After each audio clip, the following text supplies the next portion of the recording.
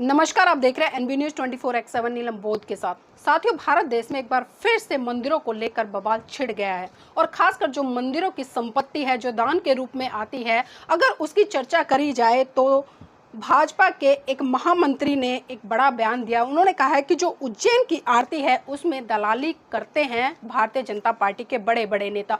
और इतना ही नहीं साथियों, सोशल मीडिया पर एक हिंदू संत की वीडियो वायरल हो रही।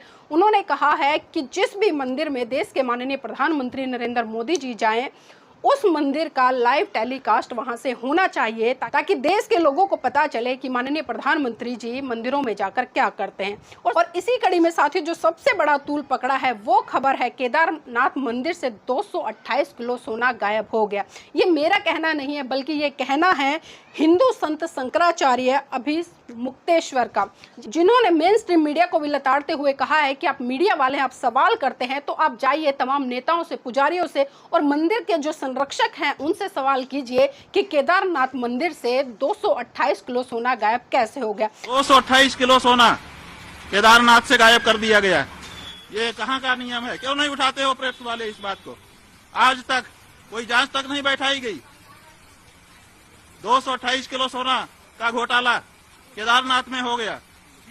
कौन जिम्मेदार है? क्यों इस बारे में जांच नहीं होती है? क्यों भाई इस बारे में निर्णय नहीं होता है?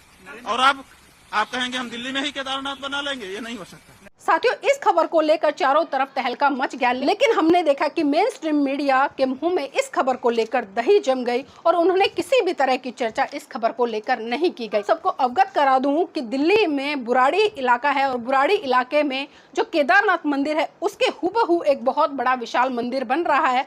लोगों का कहना है और जो लोग आयोजक करता है, कमेटी है, उनका ये कहना है कि जो लोग इतनी दूर दूर यात्रा पर जाते थे शिव के दर्शन करने के लिए, अब वो दर्शन दिल्ली में ही उन लोगों को मिल जाएंगे। और साथ ही उन्होंने तमाम तरह के सवाल खड़े किए हैं, लेकिन मेरा एक सवाल ये है कि जिस तरह से केदारनाथ मंदिर से 228 किलो सोना गायब हुआ है, तो अब साथियों सवाल खड़ा ये होता है कि कहाँ गई वो सभी दिव्य शक्तियाँ जिनकी बात तथा कथित हिंदू लोग करते हैं और जो कहते हैं कि ईश्वर कण कण में विद्वान है, ईश्वर के बिना कोई भी पत्ता नहीं हिल सकता।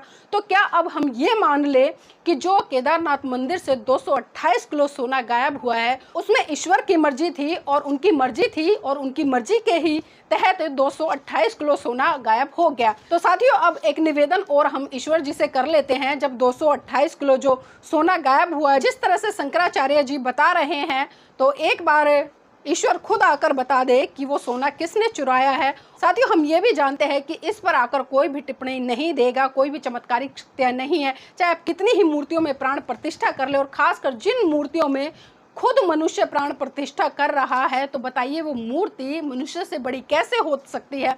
मंदिर के प्रांगण से सोना गायब हो जाता है, मंदिर के प्रांगण से दान पेटियां गायब हो जाती है, मंदिरों के दरवाजे पर ताले लग जाते हैं। आखिर इन ईश्वरों में इतनी शक्ति है तो ये ताले क्यों, ये चोरी क्यों? और इतना ही नहीं साथियों, जिस तरह से आपने एक वीडियो और देखी होगी, मैंने महाराष्ट्र की एक जो घटना थी गणेश मंदिर की, जो कि सिलफटा नाम का मंदिर है जिसमें कि गणेश की पूजा होती है, उसका मैंने एक वीडियो बनाया था। मैंने उस वीडियो में साफ साफ बताया था कि वहां पर मंदिर के पुजारी समेत 3 लोगों ने एक युवती के साथ में सामूहिक रूप से बलात्कार किया। लेकिन विडंबना है कि गूंगे बहरे ईश्वरों की आंखों में जरा सी लाज नहीं है, उन्हें इतनी भी करुणा नहीं आई, उन्हें इतनी भी दया नहीं आई। जब वो महिला चीख रही थी, चिल्ला रही थी और जब उस महिला की हत्या करी जा रही थी, तो तब वो ईश्वर अपनी आंखों पर पट्टी बांधकर क्यों बैठे थे? तो साथियों, बहुत ही तार्किक सवाल होते हैं, लेकिन जो मंद बुद्धि लोग हैं, जिनकी आंखों पर आस्था का चश्मा चढ़ा हुआ है, जिनकी आंखों पर धर्म का चश्मा लगा हुआ है, वो कभी भी निष्पक्ष जाकर सवाल नहीं करते, कभी भी नहीं सोचते।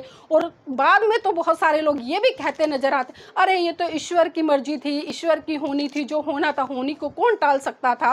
लेकिन मूर्खो, अगर यही घटना आपके घर की बहन बेटियों के साथ में हुई होती या आपके घर में चोरी हो गई होती, आपके घर से कुछ निकल गया होता, तो क्या तब भी आपकी इस तरह की स्टेटमेंट होती? तो साथ ही मैं चाहूंगी आप इस वीडियो को लाइक करें, शेयर करें और कमेंट के माध्यम से बताएं कि आपको ये वीडियो कैसा लगा। और मैं ये भी चाहूंगी कि पूरे भारत के लोग अपने बच्चों को अंधविश्वास, पाखंडवाद से निकाल कर विज्ञान की तरफ लेकर जाए।